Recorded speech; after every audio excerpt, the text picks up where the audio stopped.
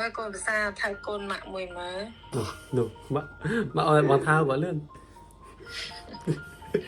មកតាសារ៉ានេះមក ហើយវាតាំងគេទេតែមកញ៉ាំកាមមិញហ្នឹងណា អូយកទៅនឹង Hello ក្មួយ friend កូនមីទាំងអស់គ្នាចាំជួយទិញសម្បត្តិ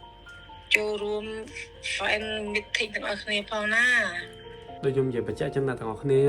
ខែក្រោយថ្ងៃទី 7 ខែ 2 ថ្ងៃទី 7 ខែក្រោយហ្នឹងណាគឺខ្ញុំមានកាហ្វេ Dead Fan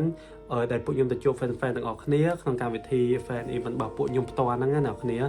នៅហាងកាហ្វេនៅបឹងកេងកងអញ្ចឹងសង្ឃឹមថាអ្នកគ្នាចូលរួមទាំងអស់គ្នាណាយើងស្នងពោអ្នកចូលរួមទាំងអស់គ្នាហ្មងហើយតម្លៃ ticket តម្លៃសម្បត្តិក្នុងការចូលរួមហ្នឹងត្រឹមតែ$4ទេណា$4ទេណាទាំងអស់គ្នានឹងទទួលបាន drink មួយកែវធំ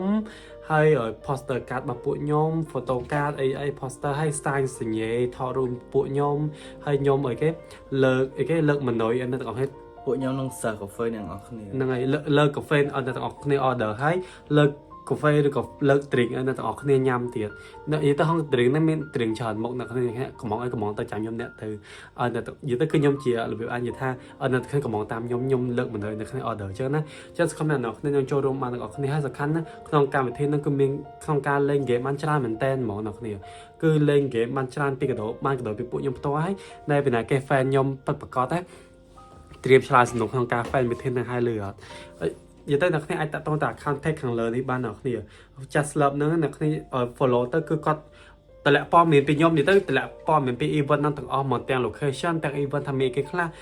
អីមកខ្លះគឺគាត់តម្លាក់ទាំងអស់ហ្មងគ្រប់យ៉ាងហ្មង just love អ្នកគ្នានេះហើយទិញ ticket តាមគាត់ហ្នឹងអ្នកគ្នា inbox ទៅគាត់បានហើយឬក៏បើសិនជាអ្នកគ្នាអត់ចង់ទិញតាមគាត់ទេ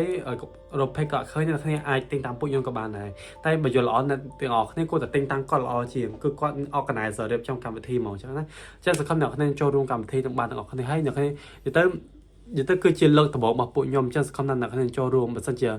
លើកដំបូងរបស់ពួកខ្ញុំឲ្យបរាជ័យទៅគឺខ្ញុំsad មែនតើមកនិយាយទៅអ្នកទាំងអស់គ្នាដាច់ចិត្តដែរថាអត់មកកម្មវិធី fan របស់ពួកខ្ញុំលើកដំបូងអញ្ចឹងដាច់ចិត្តមែនហ៎